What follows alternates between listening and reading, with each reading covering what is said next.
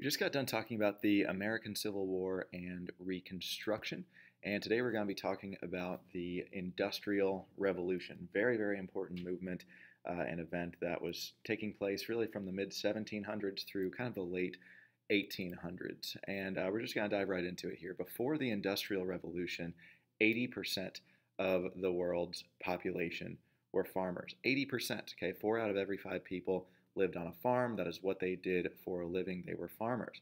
Today in the United States, only 1% of the population are farmers. And the reason why this number has drastically decreased is because of the Industrial Revolution. All the machines it created, the people it needed to create those machines now living in cities, the machines making work lighter for farmers to where not as many people have to farm, that one person can farm a lot more.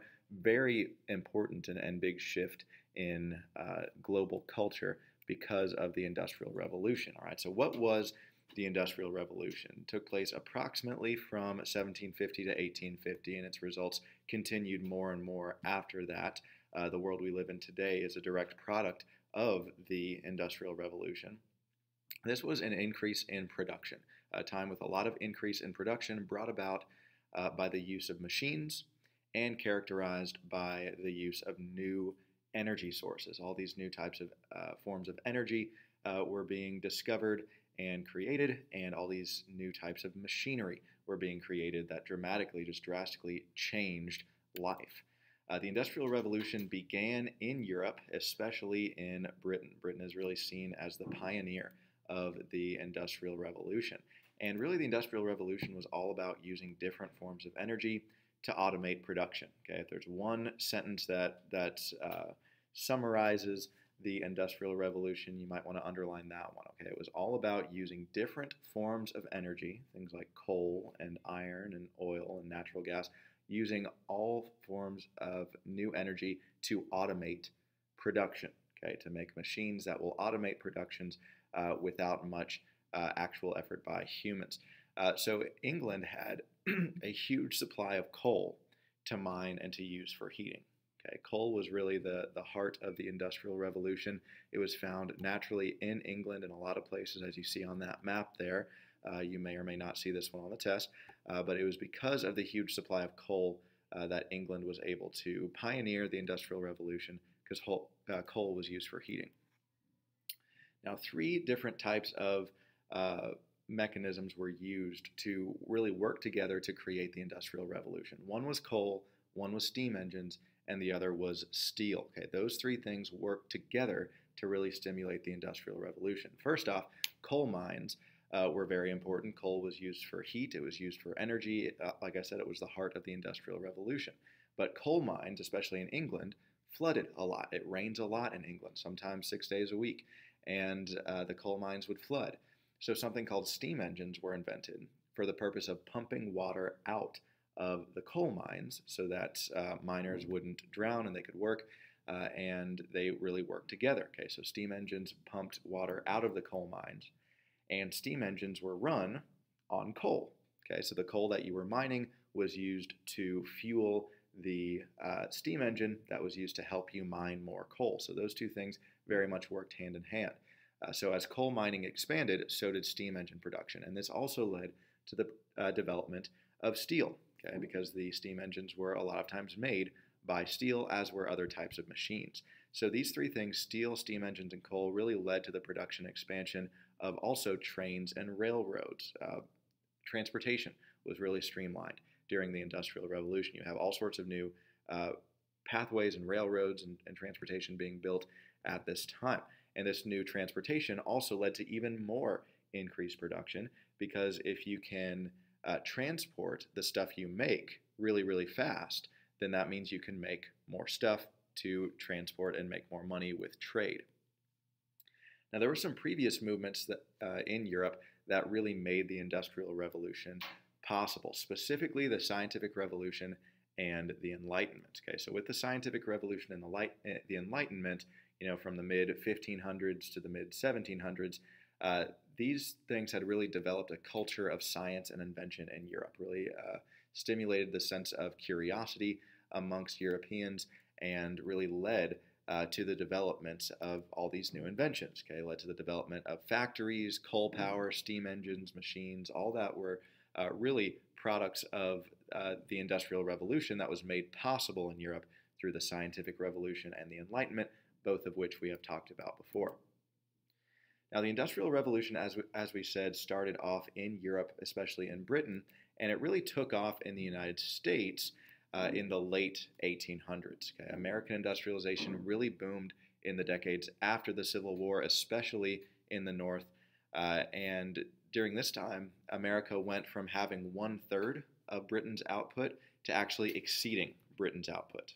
All right, so before the Civil War, America was making 1/3 of the machines and supplies and industry and energy that Britain was. And after a couple of decades after the Civil War, the U.S. actually started to exceed, to produce more than Britain. Now, one thing that really caused industrialization to increase so dramatically in the U.S. after the Civil War was the Trans-Continental Railroad. Okay, several things really worked together, and one of those things was a Trans-Continental Railroad. So the Civil War caused a national currency to be developed in America. Before the war, some regions, some states had their own forms of paper money, but after the Civil War, a national currency was developed, and this combined with, as I said, the Trans-Continental Railroad. This created a national American economy. Railroads really increased commerce, really increased trade between the states, and it integrated the national markets. Okay, and by integrating the national market, I mean things that are now produced in the South can be traded with the North and the West, and vice versa. And this really allowed national brands to emerge. It used to be where if you had a certain brand of something, it was only a local brand. Whereas these days, obviously, if you're wearing Nikes, people in California will know what Nike is. People in Massachusetts will know what Nikes are. People in Florida, all over the country, really all over the world, know certain brands from the United States. Everyone knows what Walmart is, all right? And one of the first national brands to emerge was Sears. They had a catalog that you could buy things from. Now, America was, and still is even more so, a huge country with a ton of natural resources. We still have more natural resources than any country in the world. Very blessed, very rich with natural resources in our country. And these natural resources were used to fuel an industrial revolution here. Okay, you have an abundance of coal in the mountains, places like West Virginia. You have a ton of iron, a lot of oil in places like Texas and Louisiana. Lots of wheat, especially in the Midwest. You have water to power factories, lots of freshwater sources in America. And one fact here is that time zones were created as well in 1883 because of railroads. Because now for the first time you can actually travel across the country so fast that you will actually need to be able to have a consistent way to tell time on one end of the country as the other. The Industrial Revolution really changed it. It really molded and morphed Europe and America in a big way. It made both Europe and America truly modern in the sense of the word. It ensured the security of both Europe and America as the world's superpowers really going forward into the 20th century and still have not been surpassed. When we talk about Western culture, a lot of times that means Europe, America, Canada, Australia, that area. That's what we refer to as the West. And the Industrial Revolution really made the West into the modern society it is today. All right, so while the Industrial Revolution was really transforming the West, Southeast Asia was experiencing something different because in the 19th century, Southeast Asia, just like Africa, was colonized by European powers. All right, you have Southeast Asia, this area on the map, okay, south of China, places like Thailand and Malaysia, Vietnam, okay, Indonesia, the Philippines, that whole area there was carved up by Western European powers, just like Africa was at the exact same time. So, for example, the Dutch controlled Indonesia. Okay, they're called the Dutch East Indies at this time. The British controlled Singapore. All right. They also controlled Malaysia and Burma, which nowadays is called Myanmar.